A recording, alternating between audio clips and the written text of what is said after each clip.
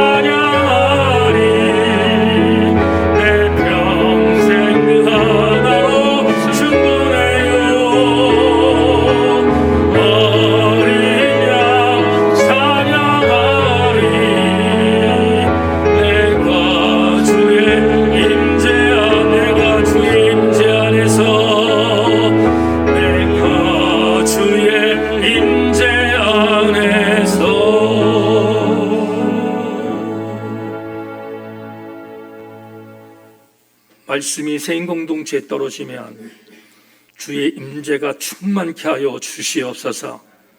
그리고 오늘 가슴에 담아 아멘하는 교우들 성령으로 뜨겁게 하셔서 살게 하여 주시옵소서. 하나님의 선한 은혜가 우리 모두에게 임하기를 소망하며 예수 그리스도 이름으로 기도 올리옵나이다. 아멘, 아멘. 얼굴 마주 보며 말씀에 기다릴 것입시다. 인사하겠습니다. 말씀에 기다릴 것입시다.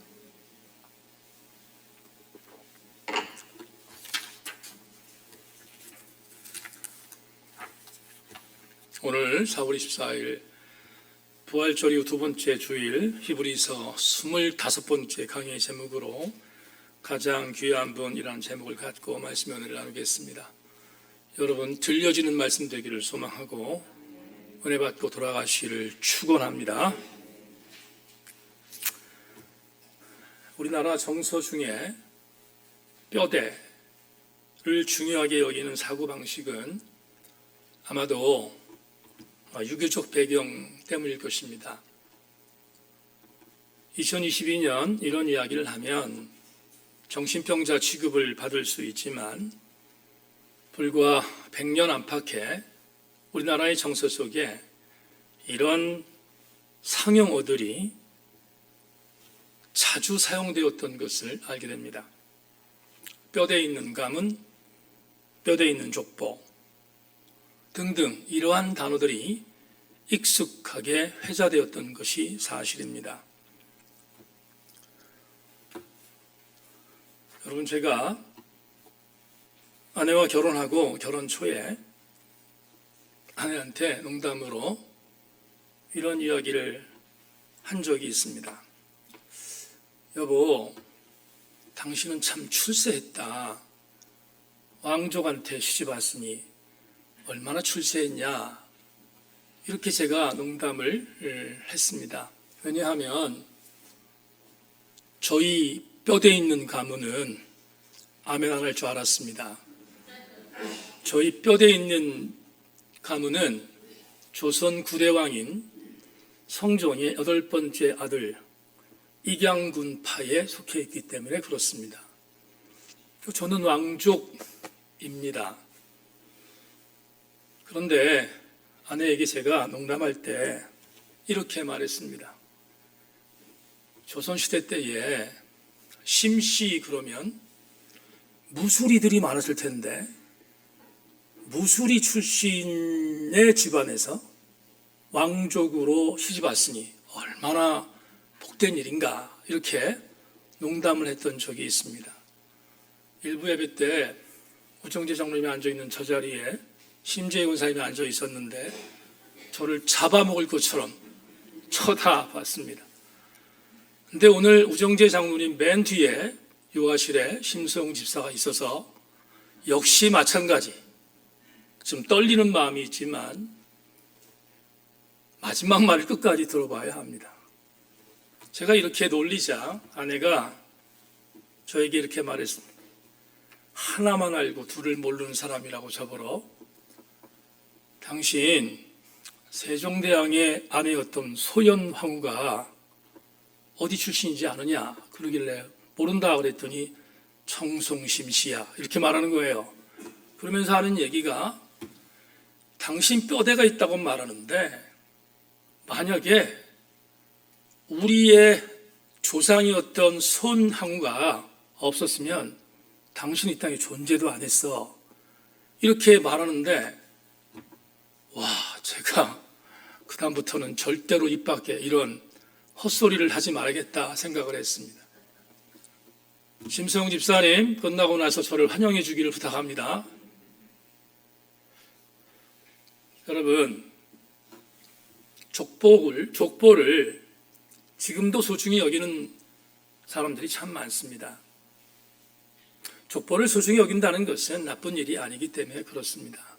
그런데 세상의 족보만 그러냐? 그렇지 않습니다. 오늘 여러분과 나눌 족보에 대한 이야기를 잠깐 추적하려고 하는데 성경도 족보 이야기가 상당히 많은 교훈을 줍니다. 성경을 우리가 일반적으로 바라볼 때 창세기가 족보 이야기입니다. 소위 말하는 톨레도트, 계보의 이야기가 창세기의 메시지입니다. 어디 그뿐인가? 역대상이라는 역사서를 보면 역대상은 포로로 끌려갔던 이스라엘 백성들이 다시 예루살렘으로 돌아왔는데 신앙 공동체가 무너졌습니다. 그래서 유다라는 공동체의 아이덴티티, 정체성을 찾기 위해서 족보를 추기 시작했습니다. 그리고 추적된 그 족보를 이스라엘의 정체성을 위해서 다시 기록한 책이 역사서 역대상이다 보니 역대상은 계속해서 족보 이야기가 기록되어 있습니다. 그만큼 이스라엘은 족보를 소중히 여겼습니다. 어디 그뿐입니까? 신약으로 넘어오면 흔히 시쳇말로 신약 성경 일독을 하기 위해서는 반드시 넘어야 하는 산부인과 복음, 마태복음 1장을 극복해야 합니다. 마태복음 1장에 나온 아브라함부터 예수 그리스도의 족보는 낮고를 기록하고 있어서 읽기가 참 버거울 때가 있습니다. 그럼에도 불구하고 신약 성경의 첫 번째가 족보 이야기로 시작되고 있는 것은 그만큼 족보는 중요한 의미를 갖고 있기 때문입니다. 오늘 저는 족보에 근거한 한 사람을 소개할까 합니다. 지금부터 오늘 본문 텍스트는 절대로 쉽지 않지만 가장 쉽게 설교 준비하려고 노력했으니까 집중력을 갖고 잘 따라와 주시기를 부탁합니다. 오늘 본문 1절로 3절 말씀을 읽어드리겠습니다. 여러분 자막을 참고하시기를 바랍니다. 이 멜기세덱은 살렘 왕이요 지극히 높으신 하나님의 제사장이라 여러 왕을 쳐서 죽이고 돌아오는 아브라함을 만나 복을 빈 자라. 아브라함이 모든 것의 10분의 1을 그에게 나누어 주니라. 그 이름을 해석하면 먼저는 의의 왕이요 그 다음은 살렘 왕이니 곧 평강의 왕이요 아버지도 없고 어머니도 없고 족보도 없고 시작한 날도 없고 생명의 끝도 없어 하나님의 아들과 닮아서 항상 제사장으로 있느니라. 이 구절을 오늘 본문 1절로 3절로 읽었는데 창세기 공부를 하고 있는 수요일 예배에 나오시는 교우들은 이 구절이 낯설지 않을 것입니다. 이 본문 구절은 창세기 14장에 있는 텍스트를 근거하고 있습니다. 성경 66권 중에서 멜기세덱이라고 한 오늘 주인공, 이 사람에 대한 언급은 딱 3군데가 기록되어 있습니다. 첫째는 창세기 14장 언급한 대로 14장에 나오고, 두 번째는 이제 살피겠지만 시편 110편에 등장합니다. 그리고 세 번째, 오늘 본문 히브리서 7장부터 9장까지 멜기세덱은 아주 집요하게 기록되어져 있습니다. 그렇다면 성경 66권 중에 단 3번만 기록되어 있는 멜기세덱은 그만큼 신비로운 존재인 것을 암시합니다. 그럼에도 불구하고 신비로운 존재인 멜기세덱을 오늘 우리가 9장까지 연구를 통해서 연구할 이유는 어마어마한 영적 교훈이 담겨있기 때문입니다. 하나씩 짚어보겠습니다. 먼저 첫 번째 텍스트였던 창세기 14장, 수요일 설교를 들으신 분은 낯설지 않겠지만 그렇지 않은 교우들을 위해서 다시 한번 곱씹겠습니다. 창세기 14장 18절 20절 자막 보십시다. 살렘 왕 멜기세덱이 떡과 포도주를 가지고 나왔으니 그는 지극히 높으신 하나님의 제사장이었더라. 그가 아브라함의 축복과 이르되 천지의 주제이시여 지극히 높으신 하나님이여 아브라함에게 복을 주옵소서. 너희 대적을 내 손에 붙이신 지극히 높으신 하나님을 찬송할지로다 하매 아브라함이 그 얻은 것에서 10분의 1을 멜기세덱에게 주었더라. 이 구절을 문자적으로 요약하면 세 가지의 의미가 들어 있습니다. 수요일날 말씀드렸지만 다시 한번 곱씹겠습니다. 첫째, 멜기세덱이 누구인가? 지극히 높으신 하나님의 제사장이라고 창세기 기자는 말합니다. 둘째, 전쟁에서 승리하고 돌아온 아브라함에게 복을 빌어준 인물이 멜기세덱이라고 말합니다. 셋째, 아브라함이 구돌라오멜과의 전투에서 승리하고 돌아올 때 획득한 전리품 중에 10분의 1을 바쳤던 인물, 그 사람이 멜기세덱이라고 창세기 기자는 보고합니다. 이 세 가지를 보면 주목할 게 나옵니다. 여하튼 신비롭지만 대단히 위대한 존재일 것으로 추측됩니다. 두 번째 텍스트 시편 110편 4절을 읽어드리겠습니다. 여호와는 맹세하고 변하지 아니하시리라 이르시기를 너는 멜기세덱의 서열을 따라 영원한 제사장이라 하셨더라. 이 구절을 이제 부연하겠습니다. 시편 110편은 이름하여 왕의 등극시라고 말합니다. 구약학자들은 왕의 재관시라고도 호칭합니다. 이 말은 다른 말로 표현하면 왕이 새로 등극하여 왕의 자리를 앉을 때 불렀던 노래, 이런 뜻입니다.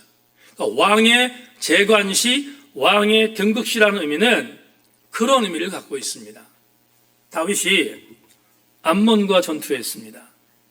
혁혁한 성과를 얻었습니다. 승리하고 돌아왔습니다.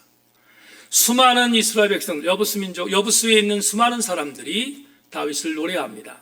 다윗이 이만큼 위대한 자라고.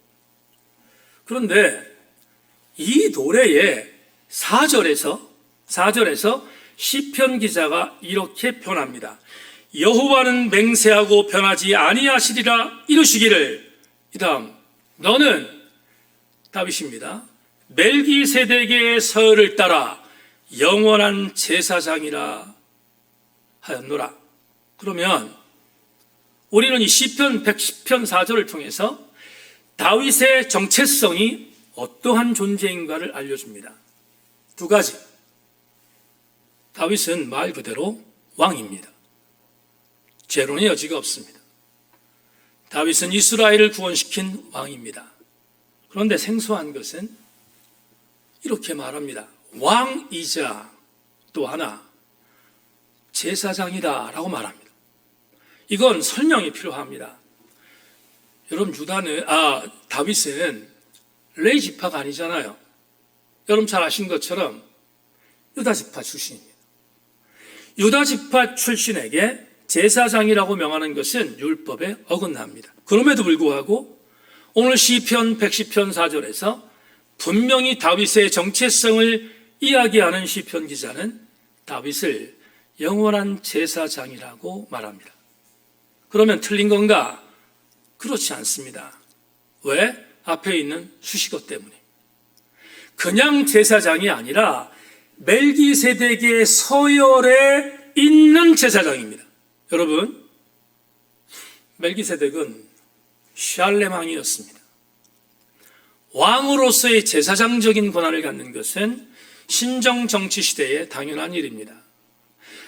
다윗이 레위 지파는 아니지만 신정 정치 시대의 왕의 역할과 제사장 역할을 감당하는 하나님과 소통하는 위치에 있다는 사실을 상징적으로 알려주기 위하여 오늘 시편 110편 4절에서 다윗을 영원한 제사장이지만 멜기세덱의 서열에 있는 제사장이라고 명명한 것입니다.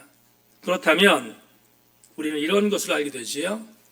다윗은 이중직의 사람이었습니다. 왕이자 제사장 역할을 했던 존재입니다. 그런데 앞에 왜 멜기세덱의 서열이라는 단어가 들어갔을까? 대단히 중요한 의미가 있습니다. 멜기세덱의 서열에 따라 영원한 제사장인 다윗이라고 표현한 시편 기자의 의도는 분명한 의도가 있습니다. 다윗이 위대한 왕이고 다윗이 위대한 제사장일 수는 있지만 멜기세덱의 서열에 있기에 멜기세덱과는 비교하면 안 된다는 거예요. 여러분 잘 따라오십시오. 멜기세덱의 서열에 있는 다윗은 제사장이자 왕이라는 이중직의 위대한 직분을 갖고 있었지만 그럼에도 불구하고 이스라엘의 성군이었던 다윗은 멜기세덱과는 절대로 비교 불가이다 하는 것을 알려주는 것이 시편 110편 4절의 메시지입니다. 이제 마지막 텍스트인 오늘 본문을 보십시다. 여러분 4절부터 10절까지를 오늘 본문으로 읽었습니다.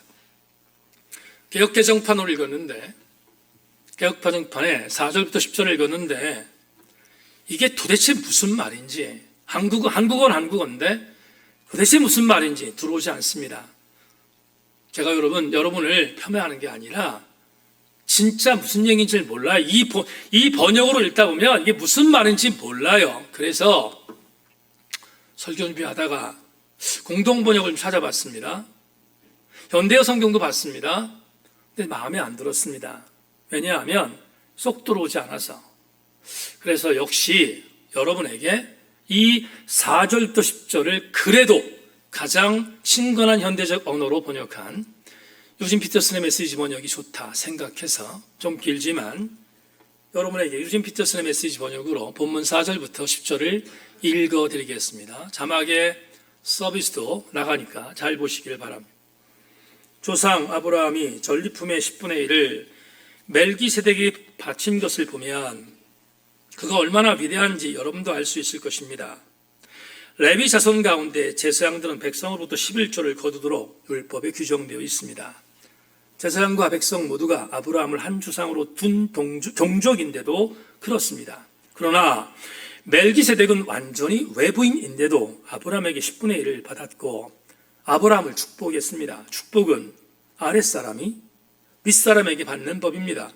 이렇게 볼 수 있습니다. 우리는 죽을 수밖에 없는 제사장들에게 10분의 1을 바치지만 아브라함은 성경에 살아있다고 기록한 제사장에게 10분의 1을 바친 것입니다. 궁극적으로 이렇게 말할 수 있습니다. 레위는 멜기세덱에게 10분의 1을 바친 아브라함의 자손입니다. 그러니 우리가 레위 지파의 제사장에게 10분의 1을 바치는 것은 결국 멜기세덱에게 바치는 것이나 마찬가지입니다. 제가 원고를 유진 피터슨의 메시지로 담았습니다. 개역개정판보다는 훨씬 쉽게 다가왔습니다. 그러나 그럼에도 불구하고 명확하지 않은 부분이 있어서 이제는 4절부터 10절을 담임 목사의 언어로 바꾸어서 설명하겠습니다. 1부에 그런 말씀을 드렸어요. 여러분 참 좋으실 거라고. 어려운 구절을 담임 목사가 이렇게 해석까지 해주니 얼마나 좋습니까? 제가 더 쉽게 풀겠습니다. 아마 여러분들이 이해하기가 제일 쉬울 것으로 생각하고 풀겠습니다. 아브라함이 조카 롯을 구출하기 위해서 그돌라 오멜과의 전투에서 318명의 군사를 데리고 나가서 승리하고 돌아옵니다. 그돌라 오멜과의 전투에서 승리한 아브라함은 수많은 전리품을 획득했습니다. 근데 마침 돌아오는데 가나안 지역에서 두 명의 왕이 영접을 했습니다. 한 명은 소돔 왕이고 한 명은 샬렘 왕이었습니다. 샬렘 왕 멜기세덱이었습니다. 멜기세덱이 와서 아브라함을 축복합니다. 여러분 아브라함을 축복했다는 사실을 주목해 주십시오. 축복합니다.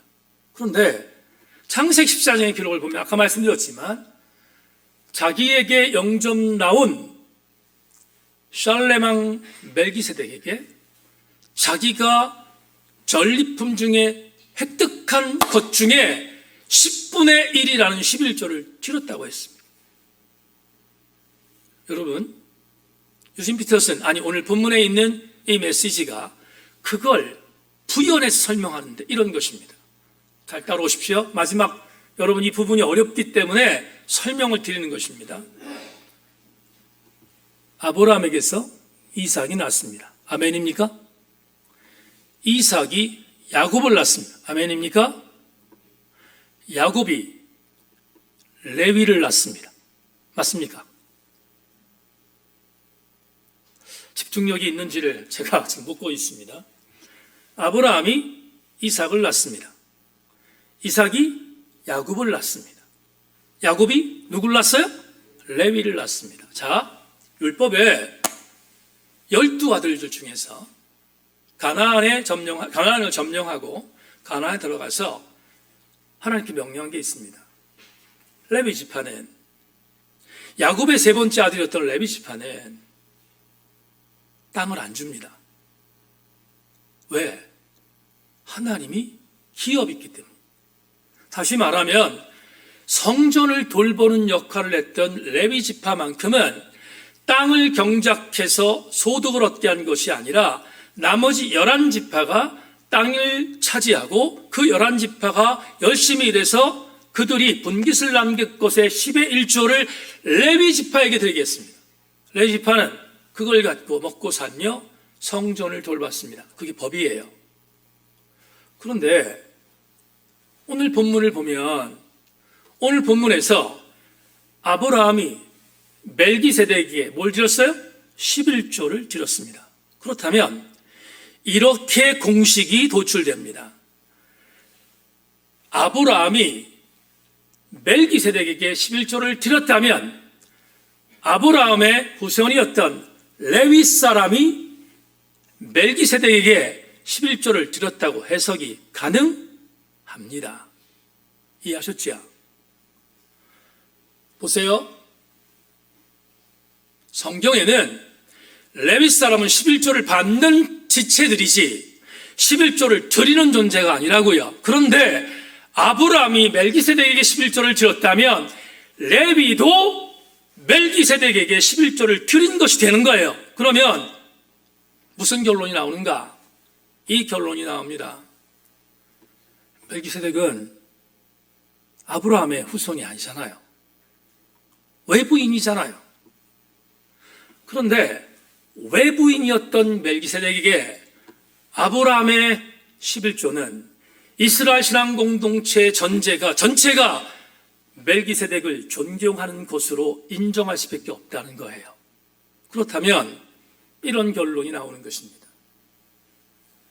멜기세덱은 아브라함이라고 하는 믿음의 조상과도 비교될 수 없는 위대한 존재. 두 번째, 다윗에게도 비교될 수 없는 위대한 존재. 세 번째, 이스라엘의 성직의 개혁이라고 하는 레위 지파 사람에게도 비교될 수 없는 위대한 존재. 그 다음 주에 보겠습니다. 모세와도 비교할 수 없는 위대한 존재가 누구라는 거예요? 멜기세덱이라는 것입니다. 다시, 멜기세덱은 어떠한 이스라엘 지파와도 비교될 수 없는 가장 위대한 존재임을 4절부터 10절에서 우리에게 제시하고 있습니다. 여기까지 이해가 되면 아멘. 이제 마지막 해석하겠습니다. 오늘 여기까지 보면 멜기세덱은 정말로 위대한 존재입니다. 이 사람 도대체 누구일래 이렇게 엄청난 존재로 해석이 됐을까를 충분히 상상할 수 있습니다. 그런데 놀라운 보고 하나 있습니다. 오늘 본문 3절로 가겠습니다. 3절, 여러분 자막 보십시오. 아버지도 없고 어머니도 없고 족보도 없고 시작한 날도 없고 생명의 끝도 없어 하나님의 아들을 닮아서 항상 제사장으로 있느니라. 따라합시다. 닮아서. 한 번만 더 따라합니다. 닮아서. 자, 이 단어를 지금부터 해석하겠습니다. 히브리서 저자는 멜기세덱에게 이렇게 극찬했습니다. 아버지도 없다, 어머니도 없다, 족보도 없다, 시작한 날도 없다, 생명의 끝도 없다. 그리고 이렇게 말합니다. 하나님의 아들과 닮았다 이렇게 말합니다. 자, 여기서 닮았다는 단어를 주목해 주십시오. 닮았다라는 단어는 우리가 볼 때 누가 닮았다고 했어요? 지금 본문에서 하나님의 아들과, 하나님의 아들이 누구지요? 예수 그리스도이십니다. 자, 예수님과 닮았대요. 누가? 멜기세덱이. 그러면 우리는 이렇게 보는 거예요.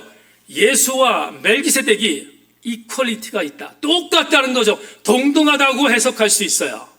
그런데 저도 옛날에 이게 신학자들이 반반 나뉘어져 있기 때문에 그래서 이렇게 해석하는 경우가 있어요. 저도 예전에 이렇게 해석한 적이 있습니다. 솔직히 고백합니다. 그런데 오늘 여러분 다시 여러분에게 정리하겠습니다. 예수님과 멜기세덱은 똑같지 않습니다. 왜 그런지를 페플 트리니티 대학의 조재천 교수의 해석으로 읽어드리겠습니다. 그는 멜기세덱입니다. 하나님의 아들과 유사하다. 히브리서를 처음부터 읽어온 독자라면 하나님의 아들이 예수 그리스도를 지칭한다는 것을 알고 있을 것이다. 여기서 중요한 점은 상태동사 비슷하다, 닮다로 번역된 아포모이 호메노스의 주술관계다. 하나님의 아들이 멜기세덱과 유사한 것이 아니라 그 반대이므로 결국 하나님의 아들이 본질적이고 우월한 지위에 있다. 두 존재가 영원하다고 해서 그 둘의 지위가 동등한 것은 아니다. 닮다라고 되어 있는 헬라어 아포모이 호메노스라는 이 단어를 설명하겠습니다. 이 단어는 헬라어 용법에 의하면 주술관계 상태동사입니다. 이게 무슨 말인가 하면 주술 그러니까 누구처럼 지금 이렇게 빌고 있는 그런 게 아니에요. 주술이라는 개념은 그런 게 아니라 주어와 수로라는 뜻입니다. 다시 지금 상태동사 이 아포모이 호메노스라는 단어는 언제 쓰이냐면 주어와 목적어 서술어라 합시다. 주어와 서술어와의 관계 속에서 관계가 대등하지 않은 것을 보여줄 때 쓰는 닮다라는 단어예요. 자, 이게 무슨 말인가 하면 이런 겁니다. 아들과 멜기세덱이 아포모이 호메노스라고 했다면 이 단어는 닮다라고 번역되어 있지만 앞에 있는 예수 그리스도는 주이고 뒤에 있는 멜기세덱은 술입니다. 그렇다면 절대로 같지 않아요. 조재천 교수가 말하잖아요. 비교될 수 없다고. 이제까지 여러분이 소그룹에서 아니면 담임 목사에게서 아니면 또 다른 유튜브 방송에 있는 목사님을 통해서 수많은 성경 공부를 통해서 멜기세덱과 예수 그리스도가 같다라고 말했던 것이 있다면 머릿속에서 지우시기를 바랍니다. 다시 강조합니다. 예수와 멜기세덱은 동일한 것이 아니라 절대로 멜기세덱은 예수와 비교될 수 없는 술의 관계에 있음을 기억해야 합니다. 이 구절이 왜 저를 전율하게 만들었는가? 그렇습니다. 멜기세덱과 같은 가장 신비로운 위대한 존재도 예수 그리스도와는 비교할 수 없는 존재임을 알려주었기 때문입니다. 양요희 교수가 중요한 이야기를 하나 남겼습니다. 이렇게 말합니다.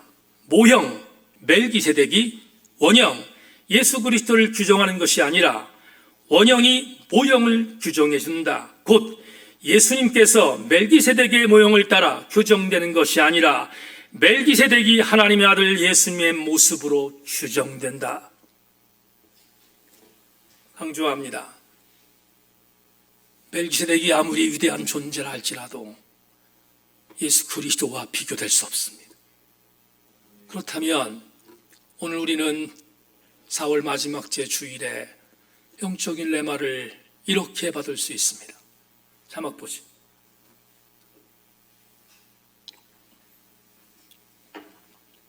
오늘 설교 제목으로 가장 귀한 분이라고 정했습니다. 이 땅에 존재하는 그 어떤 피조물이라도 우리 주 예수 그리스도와 비교할 수 있는 존재는 단 하나도 없음을 명심하기를 소망합니다. 예수 그리스도만이 가장 우월한 존재임을 히브리서 저자는 우리에게 말하고 있습니다. 목회를 하다가 많이 힘들 때 일부러 펼쳐놓고 보는 구절이 있습니다. 이 목사가 많이 일어서게 만들어준 구절은 로마서 8장 39절입니다. 로마서 8장 39절, 저뿐만 아니라 우리 교우들에게도 너무나 익숙하고 너무나 귀한 말씀입니다. 이 구절을 영어 성경 NLT라고 있습니다.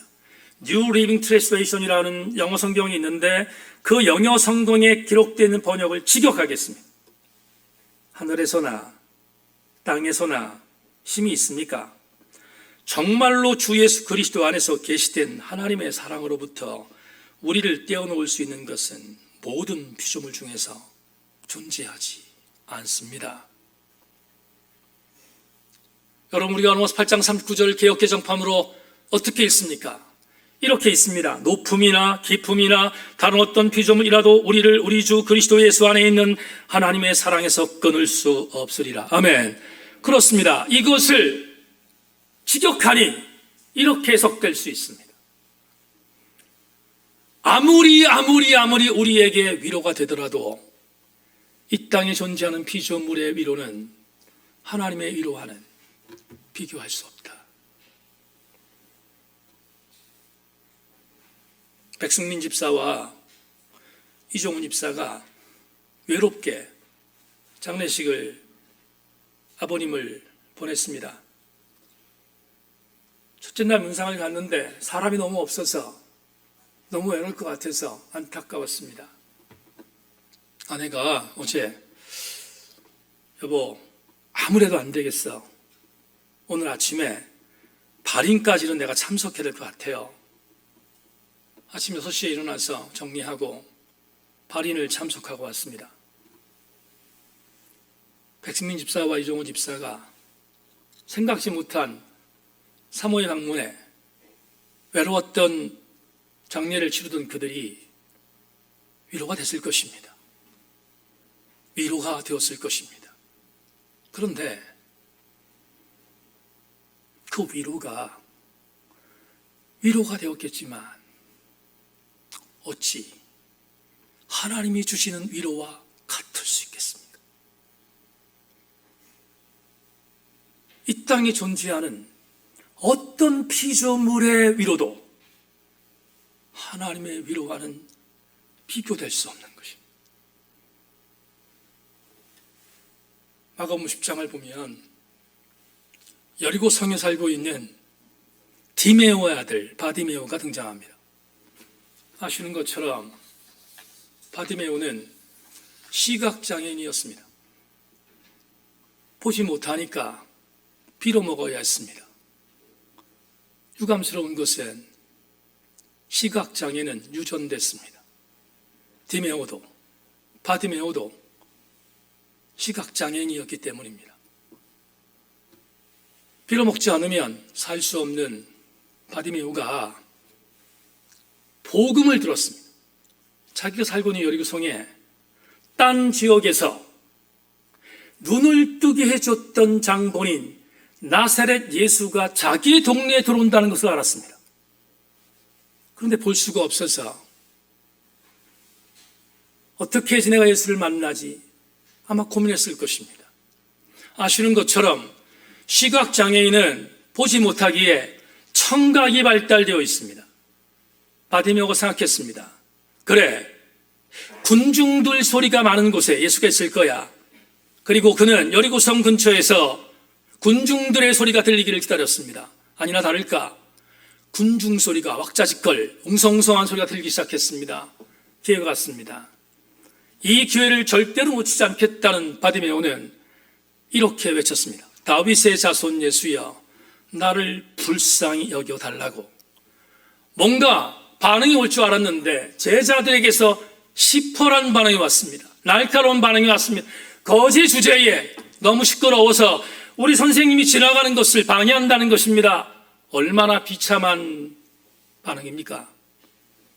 그런데 바디메오는 물러서지 않습니다. 바디메오는 한 번 더, 성경이 말합니다. 한 번 더 소리를 쳤다고 했습니다. 한 번 더 소리를 쳐서 이렇게 말합니다. 다윗의 자손 예수여, 나를 불쌍히 여겨 주시옵소서. 한 번 더 소리쳤습니다. 그러자 이번에는 그 소리를 예수께서 들으셨습니다. 예수님이 가던 걸음을 멈추고 자기를 부른 바디메오에게 그를 오라고 하십니다. 바디메오에게 엄청난 기회가 왔습니다. 오라고 하셨기 때문에. 그리고 자기 앞에 선 바디메오에게 예수께서 이렇게 질문하십니다. 내가 너에게 무엇하여 주기를 원하는가? 너에게 무엇을 해주면 좋겠는가를 물으셨습니다.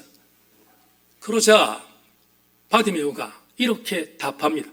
마가복음 10장 51절, 예수께서 말씀하여 이르시되 내게 무엇하여 주기를 원하느냐? 맹이 이르되 선생님이여 보기를 원하나이다.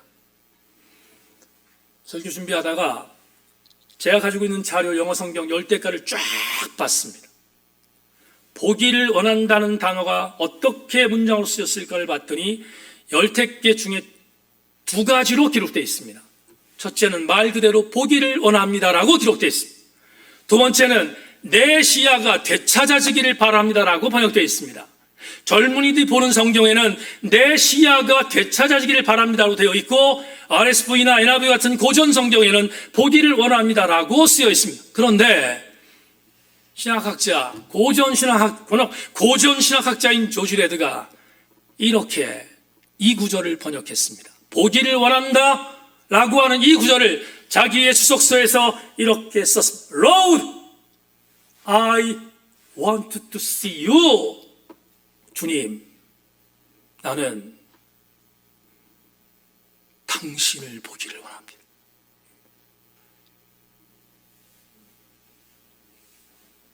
바디메오가 보고 싶었던 것은 세상을 보고 싶었던 것이 아니라 내가 내 앞에 있는 당신, 나의 주님이신 예수 그리스도 당신이 보고 싶다고 외쳤습니다.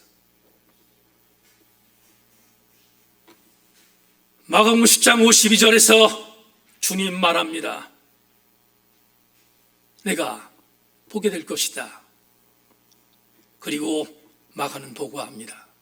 그가 보게 되었더라. 사랑하는 교회 여러분, 왜 바디메오가 눈을 뜨면 보고 싶었던 것이 얼마나 많았겠습니까? 그런데 바디메오는 그 많았던 보고 싶은 것들을 다 차치하고 예수 당신을 보기를 원한다고 고백했을까? 간단합니다. 오늘 설교에 함축되어져서 주님이 그 어떤 것보다도 소중했기 때문입니다. 주님만이 가장 위대한 가치임을 믿었기 때문입니다. 20세기의 변증학자 C.S. 루이스는 이렇게 말한 적이 있습니다. 그리스도 없이 선한 삶에 도달한다는 생각에는 2가지의 오류가 깔려 있다. 첫째, 우리는 그렇게 할 수 없습니다. 둘째, 선한 삶을 우리의 최종 목표로 설정하면 우리의 존재의 핵심을 놓치게 됩니다. C.S. 루이스의 2번째 갈파에 이 글을 맨 처음 만났을 때 충격받았습니다. 왜냐하면 이 글을 만날 쯤 저는 진보적인 사상에 물들고 있었습니다. 교회가 왜 나눔에 소홀하지? 교회가 왜 사회적 실천에 대해 소홀하지? 왜 사회가 잘못된 게 소리를 내지 못하지? 진보적인 생각에 대하여 굉장히 고민하고 있었던 그때 이 글을 만났습니다. 표구석의 하나님에서 C.S. 루이스는 말합니다. 선한 삶을 우리의 최종 목표로 설정하면 우리의 존재 핵심을 놓치게 된다. 이렇게 받았습니다. 이웃을 섬기는 것도, 구제하는 것도, 선교하는 것도 예수 때문이어야 합니다. 예수 그리스도 때문이어야 합니다. 그걸 배제한 일체의 구제와 선교와 봉사는 우선순위를 놓친 것입니다. 교회가 왜 존재하는가? 예수 그리스도 때문에 존재해야 합니다. 성도가 왜 존재하는가? 예수 그리스도가 여러분을 도구로 삼고 싶어 하기 때문입니다. 우리한테 있어서 예수는 전부입니다. 우리한테 있어서 예수는 가장 귀한 분이십니다. 말씀 뵙겠습니다. 교황 이노센트 4세가 캐톨릭을 지배할 때 수많은 전 세계에 있는 교회에서 캐톨릭 본부로 헌금을 보냈습니다. 바티칸 성당에는 전 세계에서 보낸 물질의 바구니로 차고 넘쳤습니다. 바로 그때 중세 캐톨릭의 성자라고 여기는 줌마 데올로기 신학대전을 썼던 토마스 아퀴나스가 교황 이노센트 4세를 만나고 있었습니다. 마침 베드로 성당의 발코니에서 밖을 보니 전 세계에서 보낸 헌금 바구니들이 바티칸 성당으로 들어오고 있었습니다. 교황이 그 모습을 보고 세속적인 마인드에 가득 차 있던 교황 이노센트 4세가 토마스 아퀴나스에게 이렇게 말했습니다. 아퀴나스 경, 베드로 성하께서 말씀하셨던 우리는 음과 근이 없다고 말했던 그 음과 근이 이제는 우리 교회에 풍족하게 됐다고 자랑했습니다. 그러자 자랑하는 이노센트 4세에게 토마스 아퀴나스가 이렇게 말합니다. 교황각하, 맞습니다. 하지만 더 이상 교회는 나사렛 예수의 이름으로 일어나 걸으라고 말할 수 있는 능력이 사라졌습니다. 세인교회 지체들이여, 사도 바울이 빌립보 교회에 편지하는 글에서 이렇게 보고하고 있지 않습니까? 그러나 무엇이든지 내게 유익하던 것을 내가 그리스도를 위하여 다 해로 여길 뿐더러 또한 모든 것을 해로 여김은 내 주 그리스도 예수를 아는 지식이 가장 구상하기 때문이라. 내가 그를 위하여 모든 것을 잃어버리고 배설물로 여김은 그리스도를 얻고 그 안에서 발견되려 함이니 내가 가진 의는 율법에서 난 것이 아니요 오직 그리스도를 믿는 믿음으로 말미암은 것이니 곧 믿음으로 하나님께로부터 난 의니라. 세인교회 성도들이여, 우리 세인교회가 음과 근은 없어도 나사렛 예수 그리스도의 이름의 능력이 사라지지 않기를 소망하고, 우리 모든 교우들은 나사렛 예수 그리스도의 이름으로 붙들림 당하는 강력한 교회가 되기를 소망합니다. 다시 예수 그리스도만이 가장 귀한 분임을 명심하고 그분에게 우리의 삶을 드릴 수 있는 우리 교회가 되기를 주의 이름으로 소망합니다. 하나님 감사합니다. 오늘 부활절 이후 두 번째 주일을 맞이하여 주의 말씀을 나누었습니다. 멜기세덱도 예수와 견줄 수 없습니다. 예수 그리스도는 유일한 주군이기 때문입니다. 가장 유일하신 가치인 예수 그리스도가 우리를 휘감게 하여 주시옵소서. 예수 그리스도 이름으로 기도하옵나이다. 아멘.